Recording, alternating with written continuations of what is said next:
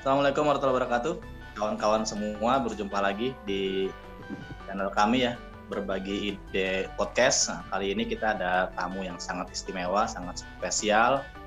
Namanya Bang Ahmad Fauzinur. Saat ini beliau menjabat sebagai Director of Operations di BUMN PT Kawasan Industri Wijaya Kusuma Persero di Semarang. Jadi sebelum di PT KIW, beliau pernah juga berkarir di Jakarta Industrial Estate Pulau Gadung ya, JIP, kawasan industri Pulau Gadung. Ya, betul. Dan sebelumnya juga lama di Bank Syariah Mandiri, pernah menduduki di Strategic Planning and Performance, dan juga sebagai kepala cabang ya Bang ya, di Bandung. Kopo ya, di Kopo Bandung Bang ya. Ya, dulu. Ya, dan pendidikan beliau ditempuh di S1 di Fakultas Ekonomi Universitas Indonesia ya, sama dengan saya, kakak kelas di FUI, dan S2 di Australia National University.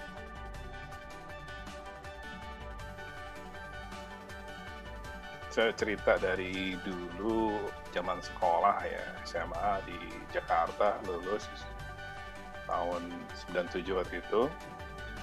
Ya, memang banyak dinamika ya pasca lulus dari SMA. Sempat dapat PMDK di salah satu PTN di Bogor, kemudian sempat juga merasakan sekolah kedinasan ya di STAN gitu kan, sempat kuliah double di jurusan matematika UI, sampai akhirnya ya terdampar di Fakultas Ekonomi Universitas Indonesia gitu, dan alhamdulillah lulus dari sana S1-nya. Jadi memang satu hal yang memang nggak lepas dari aktivitas saya dari zaman sekolah adalah saya ini memang aktif ya. Agak malu kalau menyebut diri sebagai aktivis sebenarnya, tapi ya lumayan aktif di organisasi. Dari SMA ikut Rohis, ikut KIR ya, Karya Ilmiah Remaja, masuk ke perguruan tinggi, baik itu STAN, sempat jadi Presiden Himpunan Mahasiswa Akuntansi STAN, kemudian sampai di 99 masuk ke FUI dan masih tetap aktif di FSI ya, mungkin masih ingat ya Om Gindi ya, Forum Seru Islam, aktif di kajian akuntansi dan manajemen Islami, KIAMI dulu namanya ya. Dan ya karena KIAMI interaksi dengan teman-teman KASEI se-Indonesia, waktu itu saya terpilih sebagai Presidium Nasional periode kedua. Itulah yang kemudian membawa saya mengalami beberapa pengalaman yang alhamdulillah sih bisa menjadi bekal ya untuk perjalanan karir maupun hidup berikutnya. Kalau misalnya teman-teman di HOSE gitu ya, atau di lembaga organisasi kemahasiswaan yang mungkin sedang mendengarkan gitu ya, saya mungkin cuma bisa bilang bahwa kita ini selagi muda, semenjak muda lebih tepatnya, itu harus punya visi yang jelas. Entah itu bagi diri sendiri, keluarga, maupun buat orang banyak. Karena kalau kita berpikir bahwa kita ini mampu memberikan manfaat, apapun jalur karir, kemudian tempat berkhidmat atau berkarya, dimanapun kita berada, itu akan terrefleksikan dengan sendirinya. Seperti itu. Dan saya merasakan betul ya, jadi kalau ingat-ingat saat-saat menjelang kuliah, menjelang lulus dari FUI, itu saya pernah, sebelum di BSM tuh ya, sebenarnya saya pernah 3 tahun di bank konvensional, namanya OCBC NISP. Dan saya masuk sana itu sebelum lulus S1. Jadi tahun terakhir kuliah, semester berapa? 8. Itu ada lowongan. Lowongannya Corporate Planning Officer. Challenging kan? Saya udah baca job description-nya, wih ini organisasi banget, ini strategic planning banget. Nah ini satu benefit buat teman-teman yang terutama yang masih muda, dan kita juga semuanya masih muda di sini ya, bahwa ketika kita udah bisa menjalankan sesuatu yang kita senangi dan menyenangi sesuatu yang kita kerjakan, itu irisan antara pilihan karir dengan hobi dalam tanda kutip kita, itu nyatu, dan itu suatu kenikmatan yang luar biasa. Saya dikenal sama teman-teman waktu di FUI atau di kampus-kampus sebelumnya, tukang rapat misalnya. Kenapa? Karena saya suka mengorganize sesuatu. Beresin organisasi, kemudian interaksi dengan orang lah ibaratnya, untuk menciptakan kondisi yang lebih baik itu skalanya organisasi maupun grup atau perkumpulan. Dan itu kepake ternyata di karir saya yang pertama. Bayangin ya, mungkin dia belum SE tapi udah ikut bikin rencana kerja atau RBB lah kalau di bank. Artinya ketika kita udah memilih satu jalur, bahwa kita konsisten di jalur itu, insya Allah Allah akan menemukan kita dengan orang-orang yang sefrekuensi. Bayangin, saya tuh waktu itu semester 9 ya, tahun ke-5 tuh, udah nggak ada kuliah, cuma skripsi doang. Tapi udah pakai dasi, udah berkantor di Bank OCBC NISV saat itu, sambil ngerjain skripsi. Jadi skripsi itu cuma Sabtu Minggu. Dan kepake tuh ilmu organisasi yang biasanya saya jalanin karena idealisme, ternyata kepake di dunia kerja. Dan betul-betul human interaction itu megang peranan yang paling kunci.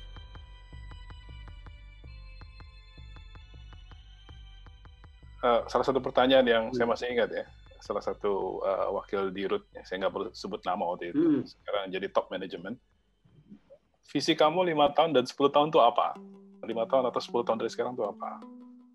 Ya, saya dengan idealisme bilang 5 tahun saya mau jadi direksi, 10 tahun saya mau jadi Presiden Republik Indonesia. Artinya vision saya besar, pikir saya besar. Itu yang mendrive saya untuk bisa mengeluarkan semua potensi. Dan kebetulan ketika simulasi, tes segala macam, kok masuk semua. Hitung-hitungan, dinamika organisasi, ya biasa lah, aktivis tuh udah hafal lah. Ada konflik, manage-nya gimana, ada menghadapi orang sulit gimana, kayak gitu-gitu. Ada hal lagi yang harus kita pegang selama dunia kerja ini adalah ya prinsip bahwa kita ini mau kemana. Jadi ada satu waktu yang krusial gitu ya, di saat pembimbing skripsi saya tuh mendapatkan beasiswa ke Belanda. Di saat skripsi saya belum selesai. Itu terjadi di pertengahan semester 10. Saya udah keasikan kerja gitu ya, bagian corporate planning officer. Itu pergi pagi, pulang pagi gitu ya. Paginya itu jam 1 dini hari gitu-gitu lah, biasalah. Nah, sampai beliau dapat beasiswa dan manggil saya, Ji, gue dapat beasiswa ke Belanda. Lu selesaiin 1 bulan bisa nggak? Kalau nggak bisa, lu ganti pembimbing skripsi. Nah, itu kan ini, ibaratnya konflik batin. Ini yang bener aja. 1 bulan skripsi gitu kan, dengan topik yang tadi saya sebutkan. Saya punya prinsip, kalau kerja, as long as kita udah punya modal dan tanda kutip, itu insya Allah gampang lah. Makanya saya langsung nyiapin 2 surat waktu itu ke pimpinan OCBC NISP. Surat pertama adalah surat permohonan cuti di luar tanggungan, unpaid leave, untuk menyelesaikan skripsi selama 1 bulan. Surat kedua adalah surat resign. Seandainya surat pertama ditolak. Itu prinsip saya. Karena buat saya, ya tanpa bermaksud menyombongkan kampusnya Om Kindi gitu ya, punya gelar S1, FUI, insya Allah ya kita bisa kompetitif lah cari kerja. Tapi kalau kita cuma mentingin gaji bulanan, tapi S1 kita, sarjana kita lupain, kasihkan bisa jadi bablas. Gitu. Saya ajuin, alhamdulillah pimpinan mengerti, unpaid leave 1 bulan, selesai itu barang. Alhamdulillah. Dan hal-hal yang sifatnya substansial yang bisa membuat kita punya daya juang, ini kayaknya harus teman-teman yang terutama anak-anak muda ya, harus punya dari sekarang. Harus punya api, harus punya tadi ya, filosofis yang memang nggak bisa digoyahkan, even dengan materi. Nah, itu pun berlangsung ke kehidupan ataupun ke jenjang karir yang berikutnya.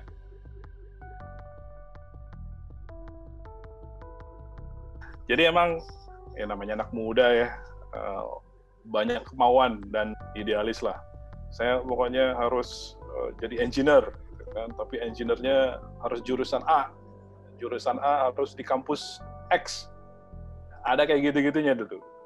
Sampai almarhum Bapak waktu itu bilang, ya harus sebaiknya cari jurusan yang ya namanya bapak ke anak ya, cari yang gampang cari kerja segala macam. Dan memang sempat ada ketika dapat di STAN gitu kan, wah ini udah nggak usah mikir lagi yang lain, udah di situ aja. Tapi di sisi lain, saya ya mungkin idealisme anak muda, saya terus terang pengagum B.J. Habibie sejak SD. Gitu. Karena saya SD di Bandung, kebetulan dekat Taman Sari, Kebun Bibit, dekat kampus ITB, ngelihat anak-anak ITB belajar engineering kayak gimana. Terus SD saya dulu SD Pertiwi, di kejauhan itu suka ngelihat pesawat CN235 take off dari Nurtanio. Saya spesifik nih. Dan itu mengilhami. Ditambah lagi, almarhum bapak saya memberikan fasilitas yang luar biasa berupa buku-buku ensiklopedia maupun pengetahuan populer. Satu lemari tentang topik apapun. Dari mulai buku sunnah, kemudian ensiklopedia Time Life, kemudian seri kayak Natural Geographic segala macam. Nah, bab-bab tentang engineer, tentang scientist, itu benar-benar memikat hati saya. Ngelihat kehidupan engineer, meng-create pesawat, tambah lagi ada idola hidup yang bernama almarhum B.J. Habibie saat itu. Dan Air Indonesia, itu yang membuat saya waktu itu harus insinyur. Tapi perjalanan 2 tahun sampai 3 tahun pertama setelah lulus SMA membuat saya sadar bahwa apa yang kita mau tentu ternyata belum tentu itu yang terbaik. Allah punya rencana yang terbaik buat kita. Kitanya aja yang kadang-kadang menganggap saya waktu itu gagal UMPTN keterima di jurusan elektro di satu kampus negeri. Wah, ini gimana sih? Ya Allah, ini udah bimbel NF abis-abisan gitu kan. Udah try out kemana. Kok nggak keterima ya? Ada perasaan-perasaan gitu. Tapi ternyata setelah direnungkan, ya tadi Allah tuh ngasih sesuatu yang jauh lebih baik. Dan kitanya aja yang nalarnya sebagai manusia belum sampai gitu. Dan ternyata di dunia kerja, waktu saya di GIAT misalnya sebagai Division Head Marketing and Business Development, dan bahkan di sekarang di Director Operations, ya saya ditemukan dengan dunia engineering, tapi sebagai pimpinan saya. Iya dong, konstruksi bangunan, kemudian desain segala macam, saya harus tekan, harus paraf, saya harus diskusi dengan engineer. Dalam hati, ya Allah, ternyata engkau nggak mempertemukan saya di engineering di bangku kuliah, tapi di dunia kerja. Dan saya posisi sebagai atasan. Nah, ini yang hikmah saya bilang, kadang-kadang kita manusia ini kan punya keterbatasannya untuk ngambil hikmah yang terjadi. Makanya kita cenderung sering mengeluh kan. Padahal ya tadi, hikmah di balik itu kita kadang-kadang baru tahu belakangan. Yang namanya manusia lah. Banyak nggak taunya, banyak keterbatasannya.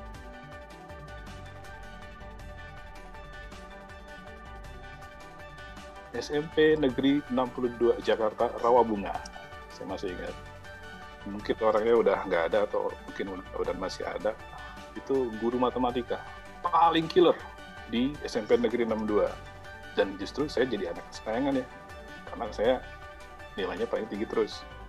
Ada satu prinsip yang diajarkan oleh beliau sampai dia minta bikin di kertas karton separuh A4 kalimat mutiara yang sampai detik ini masih saya pakai prinsipnya. Kalimatnya sederhana. Percaya kepada diri sendiri adalah langkah menuju sukses atas dasar iman yang teguh. Kuncinya adalah percaya diri. Artinya, kalau saya percaya bahwa saya bisa menjadi seseorang dalam tanda kutip yang punya kontribusi, dan saya menyandarkan semua ikhtiar saya pada keimanan lah. Artinya vertikal jalan, horizontal jalan. Itu insya Allah kita bisa dapat apa yang kita inginkan. Dan itu saya pakai. Berbekal kalimat yang sampai sekarang saya ingat, itu memang membuat confidence saya itu terbangun. Confidence tidak melulu menjadi sombong ya. Beda. Sombong itu kan kapasitas kita sebenarnya 5, kita mempersepsikan kita punya kapasitas 8. Tapi kalau confidence adalah sebenarnya kapasitas kita 10, tapi karena nggak confidence, itu cuma 6. Nah, confidence ini yang kemudian mendekatkan kita pada fullest capacity. Nah, itu yang saya lakukan. Makanya, contoh lain lagi mungkin masih ingat di FVUI ada acara di Balairung, kalau nggak salah ya. FSI yang menjadi co-organizer, pesertanya ribuan, ingat nggak tuh? Koperasi Syariah se-Indonesia, segala macam. Dan ternyata, tamu-tamunya luar negeri. Dan saya baru tahu last minute diminta tolong sama Bang Banu waktu itu, bisa aja tuh orang. Ente jadi MC ya. jadi moderator. Oh, acara apa nih Bang? Ini di Balairung. Ternyata ada wartawan Al Jazeera, ada luar negeri, dan ternyata Anda harus menyampaikan dalam bahasa Inggris di depan ribuan orang. Beberapa detik pertama grogi, deg-degan, tapi ya Bismillah, ini saya insya Allah bisa, dan ternyata bisa. Nah, hal-hal kayak gini mungkin yang membuat dampak yang lumayan permanen di perjalanan organisasi, karir, dan seterusnya. Jadi sebenarnya itu sih yang harus dimiliki bekalnya. Karena orang yang confidence, orang yang percaya diri, biasanya mindset-nya itu udah tidak tergoyahkan ibaratnya. Dan ini yang paling penting sebenarnya. Bagi siapapun, mau muda, mau tua gitu, wanita atau pria gitu. Kalau kita udah punya mindset, saya pasti bisa. Itu nggak ada tuh yang bisa goyang-goyang kita. Sehingga saya mungkin share ke beberapa teman-teman milenial gitu ya, di beberapa tempat saya kerja sebelumnya dan sekarang, kita tuh sebenarnya bisa jadi apa aja, asal kita bisa memenuhi 3 hal. Pertama, kita punya kesempatan. Kedua, kita punya kemauan. Dan ketiga, kita punya kemampuan. Jadi 3 irisan itu you dapat gitu ya. Insya Allah jadi. You mau jadi direksi misalnya. Dites mampu. Tapi nggak ada yang ngasih kesempatan. Jadi nggak? Nggak jadi. Nggak jadi. Satu aja nggak ada. You mau jadi direksi. Dikasih kesempatan. Di-assess sebagai direksi BUMN. Nggak lulus. Jadi nggak? Nggak juga. Atau kondisi ekstrimnya satu lagi. Udah dikasih kesempatan nih. Yuk jadi direksi. Dites. Masuk. Tapi pasti ditanya, mau nggak jadi direksi? Saya nggak mau. Tetap nggak jadi. Nah, ini yang teman-teman, terutama ya semua orang ya, nggak tua, nggak muda, nggak pria, nggak wanita, kita bisa punya 3 hal itu dan bisa mendapatkan dalam waktu yang bersamaan atau berbarengan, insya Allah kita bisa jadi apa yang kita inginkan. Caranya gimana? Gitu kan? Ini pertanyaan yang ya saya ini aja ya, saya cerita aja lah. Karena ini pertanyaan yang paling sering ditanya ini sama milenial, baik itu di tempat saya yang kerja, di BSM, maupun di GIEP, maupun di KIW gitu ya. Pak, kok bisa sih Pak? Jadi direksi mudah banget ya. Saya awal jadi direksi itu umur 38 tahun. Nah, ini saya bilang, sebenarnya nggak ada yang istimewa sih. Ya, background semua S1, S2 bisa lah, gitu ya, dapetin. Tapi, apa yang membuat kita berbeda? Berbeda dalam artian possibilities-nya bisa lebih besar gitu ya untuk menjadi ini, menjadi itu. Sebenarnya bukan sesuatu yang sulit sih. It's not a rocket science ibaratnya. Cukup 2 hal. Pertama, pantaskan diri deh. Pantaskan diri. Misalnya Om Gindi punya visi, aduh, saya ini sebenarnya mau banget jadi direksi bank syariah terbesar di Indonesia. Misalnya gitu. You harus pantaskan diri, Om. Contohnya apa? Oh iya, direksi itu punya basic knowledge. Entah dia jago di restructuring, atau dia jago di financing, atau jago di funding, atau jago di risk management segala macam. Harus punya itu. Harus pantas. Maksudnya, saya mau jadi A, tapi kompetensi basic yang biasa dimiliki oleh posisi A itu, you nggak punya. Itu mimpi namanya. Makanya harus memantaskan diri. Yang kedua apa? Ya gaul dong. Bahasa kerennya, perluas network. Karena ya saya kan bukan ustadz, tapi dengar ada beberapa hadis, ketika orang itu rajin bersilaturahmi, pintu rezekinya makin terbuka lebar. Nah, silaturahmi ini kan sebenarnya ya kita mungkin virtual silaturahim misalnya sekarang ya. Tapi esensinya apa sih? I explore your potential, you explore my potential. Sehingga ada exchanging. Sehingga ada pengetahuan baru. Oh, next time kalau saya butuh kajian tentang perbankan syariah, saya udah punya junior yang namanya Gindi Miftah. Pragmatisnya, ketika saya ditanya, Ahmad Fauzi Nur, you mau rekomend siapa untuk bisa dipercaya di perbankan syariah? Yang saya lakukan apa sih biasanya? Buka address book. Siapa ya yang paling sering berinteraksi? Siapa ya yang paling berbobot komen-komennya atau kontribusinya di diskusi-diskusi. Nah, jadi it's not a rocket science, nggak rumit, nggak ngejelimet, nggak teoritis, simple kok. Pertama, pantesin diri, ya. Kedua, ya gaul dong. Ya. Nah, ini yang saya terapin. Kenapa? Karena salah satu hobi saya adalah membaca. Inti, Om Bayu ya, Om Hendro. Oke, saya kemana-mana. Nah, ini di sebelah saya kebetulan ada buku gitu kan. Ini saya salah satu bacaan saya malam ini. Bukan menyombongkan banyak bukunya, tapi hey, buku itu isinya tuh intisari dari pengalaman hidup orang. Masa sih kita harus ngalamin jatuh bangun dulu, baru kita kemudian dapat ilmu?